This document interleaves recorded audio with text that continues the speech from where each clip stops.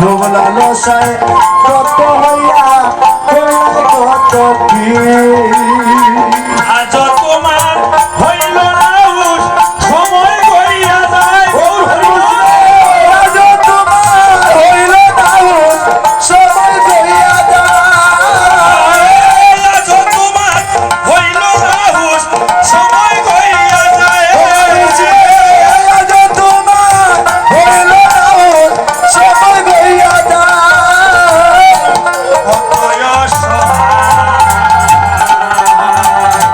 সকল কিছু কইয়া রে মানুষ কালি হাতে যায়। ভালো কতই অসহায় সকল কিছু কলার মানুষ চলে হাতে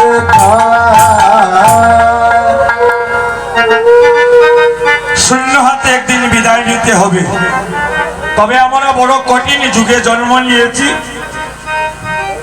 জন্মের ধারাবাহিকতা আছে, মৃত্যুর কোনো ধারাবাহিকতা নাই। একজনের পরে একজন জন্ম নেয়, আর মৃত্যুর ধারাবাহিকতা নাই। পিতার আগে পুত্র মরে, মায়ের আগে জি মরে, দাদার আগে নাতি মরে। কে যে কখন চলে যাব আমরা কেহ জানি না। তাহলে কি করতে হবে? দেহ তাকিতে সবল, হরে কৃষ্ণ বল, অঙ্গ অবশৈলে লইতে পারবো না। হরিবল বল হরিবল যাবার করি জোগাড় করতে হবে। আমরা অনেক সময় মনে করি যে আমি যদি কীর্তনে যাই, আমি যদি হরিকথা শ্রবণ করতে যাই, আমার অনেক ক্ষতি হয়ে যাবে ব্যবসাতে, আমার পরীক্ষায় আমি পাশ করতে পারবো না, এরকম আমরা চিন্তাধারা করি। কিন্তু ভগবান বলেছে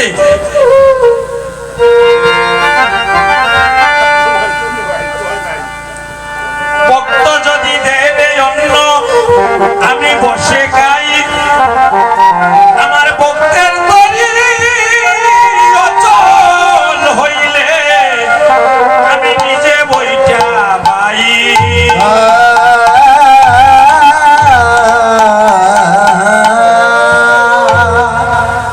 ভগবানের জন্য যারা কাঁদে, যারা ভগবানের জন্য সময় দেয়, ভগবান তার ভক্তের জন্য সময় দেয়। হরিবল বলছে ভক্তই আমার মাতা, ভক্তই আমার পিতা, ভক্তই আমার গুরু, আর এই ভক্তগণে নাম রেখেছে আমায় ভাইঞ্চা কল্পতরু। হরিবল হরিবল। তাহলে আমরা যতই সময় দেই না কেন আমাদের কোনো ক্ষতি হবে না। তার একটি ছোট প্রমাণ, ভারতে কাশিদামে একটি ভক্ত ছেলে অতি দিন দরিদ্র, তার মা তাকে সুশিক্ষায় শিক্ষিত করে তাকে একটি চাকরি ধরিয়ে দিয়েছে, রেল স্টেশনে চাকরি করে। প্রতিদিন হাজারো লোকের ভিড় হয়, কিন্তু প্রত্যেকের হাতে মালা রাজালি, বদনে কৃষ্ণ নাম, নয়নে অশ্রু দ্বারা দাদু সঙ্গে তিলক। এই দৃশ্য দেখিয়া তার হৃদয়ে কৃষ্ণ প্রেম জাগ্রত হয়ে গেল। হরিবল। ওই যে সাধু সঙ্গ সর্বশাস্ত্রে কয়, আর লভমাত্র সাধু সঙ্গে কৃষ্ণ প্রাপ্তি হয়। হরিবল। লভমাত্র সময় 3 সেকেন্ড যদি কেহ শুদ্ধ ভাবে এক মনে এক প্রাণে ভক্ত সঙ্গ সাধু সঙ্গ করতে পারে, তাহলে একদিন গোবিন্দ চরণ লাভ করতে পারবে। ওই ছেলেটি যখনই তার কৃষ্ণ প্রেম জাগ্রত হয়ে গেল, তার মনে হলো, হে গৌর হরি, হে গোবিন্দ, আমি তো প্রতিজ্ঞা করে এসেছি, তোমার নাম নিব, ব্যতিরে কিছু করবো না, তোমাকে না দিয়ে কিছু খাইব না। আমি আমার মায়ের আদেশ নিয়ে, মায়ের অনুমতি নিয়ে আমি 3 দিনের ছুটি নিব, আমি কীর্তনে যাব। হরিবল। বাড়িতে গিয়ে তার মায়ের অনুমতি নিয়ে 3 দিন কীর্তনে গিয়েছে, হরিকথা শ্রবণ করতে গিয়েছে। 3 দিনে 3টি কথা সংগ্রহ করেছে। কি? মাতৃভক্ত সন্তান হইলে কৃষ্ণ ভক্তি লাভ করতে পারে। হরিবল।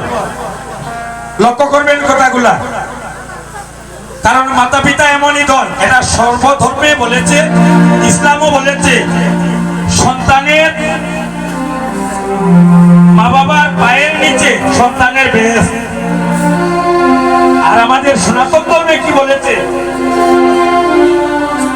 পিতা স্বর্গ, পিতা ধর্ম, পিতাই পরমং তপ, পিতরি প্রীতি না করলে প্রিয়ন্তে সর্বদেবতা। দেবতা জননী জন্মভূমিষ্ঠ স্বর্গাদপি করিয়সি, স্বর্গের চেয়ে ঊর্ধ্বে মাতা পিতার স্থান।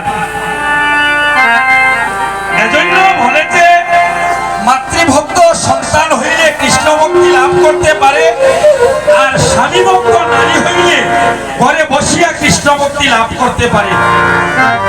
আর আমরা যে যা কিছু করি না কেন, ব্যবসা করি, কৃষিকাজ করি, চাকরি করি, ঘুম থেকে উঠিয়া স্নান করিয়া মন্দিরে গিয়ে ঠাকুরকে ভক্তি করিয়া যদি গীতা পাঠ করতে জানি তা তো ভালো, না করতে পারলে তিনবার গীতা গীতা ভুলিয়া হাতে করতালি দিয়া গীতাতে একটু জল তুলসী দিয়ে আমরা যে কোনো কাজে যাত্রা করি না কেন সেই কাজ নির্দোষ ভাবে সসম্পন্ন হয়ে যায়।